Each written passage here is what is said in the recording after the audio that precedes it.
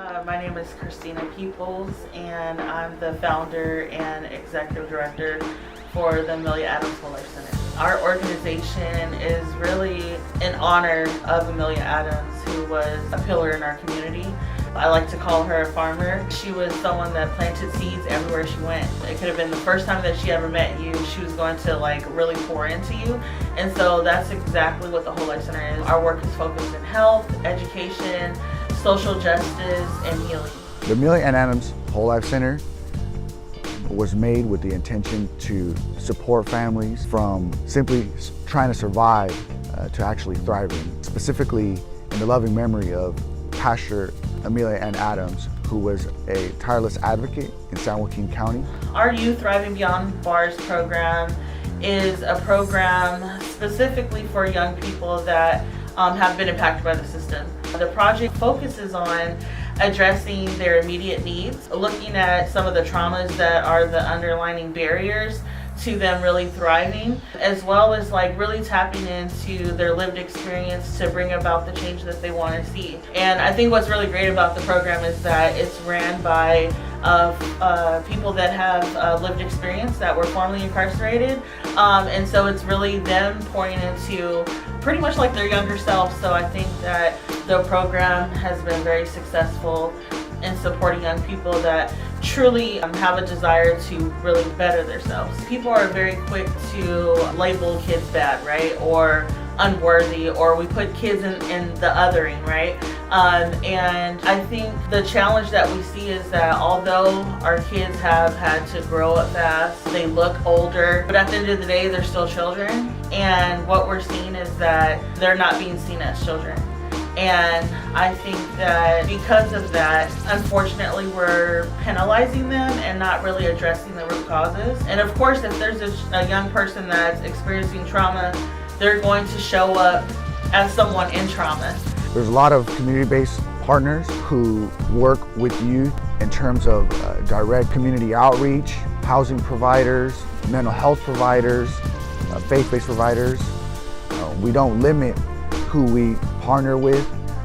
The coalition meetings are open to folks who are actually doing the work in supporting the diverse needs, demands young adults have. And we also seek out the actual criminal justice stakeholders, the public defender's office, judges, probation, to partner with us, as this is our community and we all have a duty as the system does to serve.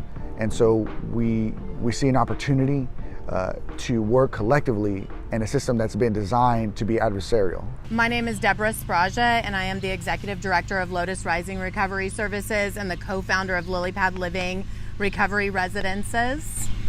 And my name is Stephanie Braithwaite. I'm the co-founder and facility director of Lily Pad Living and a program manager at Lotus Rising Recovery Services. I think one of the most beautiful things about being a part of a coalition is the vital understanding of community rather than competition, and recognizing where we as an organization, or we as an infrastructure, we as a family, as a friend group, where we have strengths that others may not have tapped into yet, and then where we also have deficits where we may need to outsource or refer or collaborate to be able to better respond to the needs of our participants and to the community at large. My name is Alejandra Gutierrez. I'm a policy attorney with the National Center for Youth Law's Youth Justice Team. The purpose of everything that we do is to make sure that children and youth are protected, that their rights are respected, and that communities have the appropriate resources they need to better support youth and families. The Youth Justice Team at the National Center for Youth Law focuses on supporting local community organizations, advocates, and other stakeholders to support the local advocacy efforts to improve the policies and the practices of the juvenile legal system, so that young people who are navigating the system have the support that they need to exit completely and to redirect their lives toward a place where they can thrive and accomplish what it is that they want for their lives and themselves. Certain young people in this community are sometimes placed in situations that limit their ability or that limit the opportunity that they have to really thrive and just do well in life overall. And a lot of that is because of certain policies and practices of the different systems that these young people enter. There was a report that came out several years ago about the disproportionate impact of young people of color in Stockton School District schools. There was a report that came out that mentioned that young people of color were the ones that were disproportionately impacted by school discipline and arrests. And this is a direct connection to young people entering the juvenile legal system. We couldn't do it alone, as it takes a village. There's actually a Proverbs that when a person doesn't feel a part of their community, they'll burn it down. So we really make an emphasis on family, on love, restoration, forgiveness, grace, and not giving up on them, so that they will also put forth an effort and not give up on themselves. My name is Joshua James Regassa, and I'm 19 years old, and I'm from Northside Stockton. EMAC is a nonprofit organization that helps formerly incarcerated individuals and justice-impacted youth. We help with emergency relocation, housing. We're a great source for contact, and we also help with deportation support and court orders. I was originally one of their participants in a program called the 209 Homie Circle. They had picked me up after being locked up for 6 months, and yeah, I've just been a part of their programs, and I've been around with them for almost about 3 years now, and they've recently hired me as an Ignite Fellowship member. I've been a part of the Ignite Fellowship for about 5 to 6 months already. As an Ignite Fellowship member, I am a facilitator to many formerly incarcerated individuals and justice-impacted youth. This program is very beneficial for our community because it keeps troubled and justice-impacted youth out of the streets. I was once a justice-impacted youth in the streets, active, and now I work for my community to make our youth and guide our youth into a better lifeline. This program is really important to me. I feel like they give a lot of different support here, a lot of different services.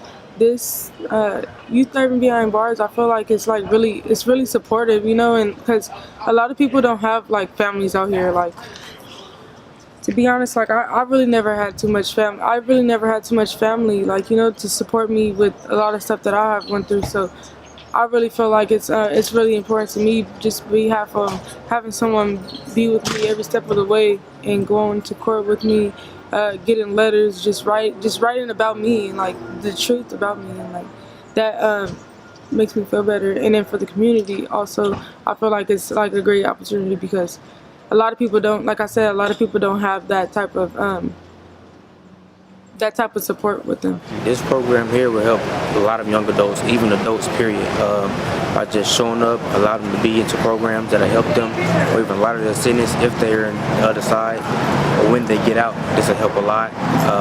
Applying all documents and programs that they have within this program will be a great deal for young adults. My name is Isaiah Gaines. I'm 25 from Stockton. This program helped me with a couple situations. They helped me with housing. I was in another program, fresh out of prison, a halfway house, and I got kicked out of there, back and forth, place to place, sleeping in my car. They helped me with housing. Another situation, I was stressed out, going back and forth to court, and the program, they helped me. They showed up on court on my behalf, talked to the judge for me, and cleared things up. They helped me with a lot of stuff. I appreciate the program, you know, and I don't know where I would be without them, honestly. My name is Billy Williams. I'm 24, and I grew up out here in Stockton. I've been knowing Christina for a long time. She's somebody that was close to me when I was young. She let me know that she had some help for me, you know, and you know, if I was willing to take the time to work with them and stuff like that, they could help me get my life straight. They've been like hands-on with me, you know, like You know, it's not just like telling me something to do, like just like you have to do this and that. Like they actually been willing to hold my hand and like take me to places and, you know, come visit me while I was locked up in jail and, you know, show me that there's support. If these kids get close to this center and continue to work with them as they get older and stuff like that, like I know that, you know, and if they start to get the funding, to be able to help and do stuff with these kids and continue to keep them away from the streets of Stockton and stuff like that, then they're going to continue, then they're going to like I know that Stockton would be different, because the people don't know that it's like help is this easy and it's right here. But the problem is that they don't have the exposure that they need. Now, if they get the exposure, then they can change Stockton, and they would need help from the biggest people, the people up top, to do that.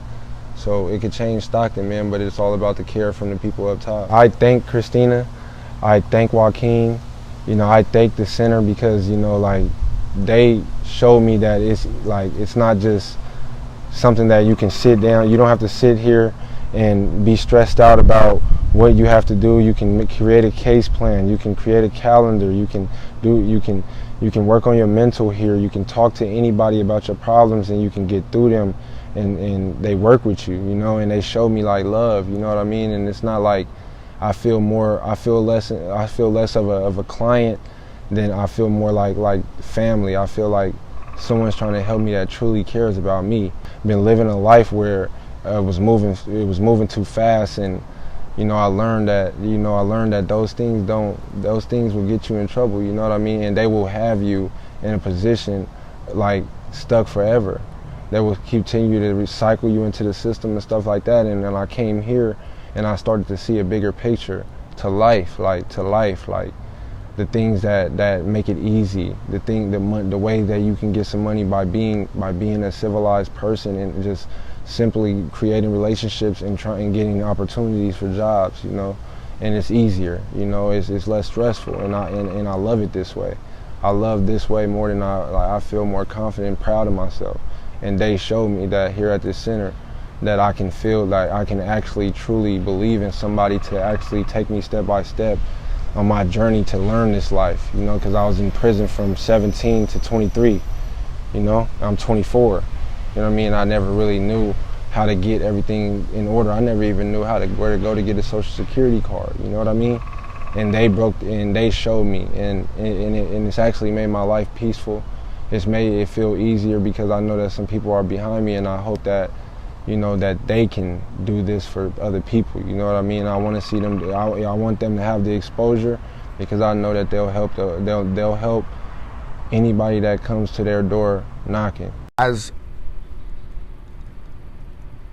someone who has personally lived through a lot of trauma and been institutionalized myself, it is the family support or community support that has helped me and given me a sense of obligation to give back. And in giving back, it has been a privilege and an honor to literally see individuals who are homeless, who have a criminal record, who are depressed, who have disabilities that are undiagnosed, be on a pathway now to where they have sustainable housing, to where they have a career, to where they're pursuing their higher education, and to where they're simply not engaging in the same behaviors which affected them, affected their family, affected their community, which as a whole improved public safety, reduced or eliminated recidivism, but built a bridge and created an example to generations to come, to their community, causing an immense ripple effect that the courtrooms which prosecute and deal with such criminal cases can't help but acknowledge that our services work. Our services work because we come from a place of love, because we come from a place of humanity. And it's not to justify nor condone the acts that people do. However, people are not the acts and the things that they've done in their worst moments. That is not what defines their character. And we refuse to disregard and discard people we continue to believe in hope, and we're not going to give up on them. And that is what has helped a lot of youth, young adults and adults that I've worked with change their lives. Not having to change who they are, but change what they do. And to be an example to others, which is creating a momentum and a shift from where they came from and from generations that have been underserved and have been suffering.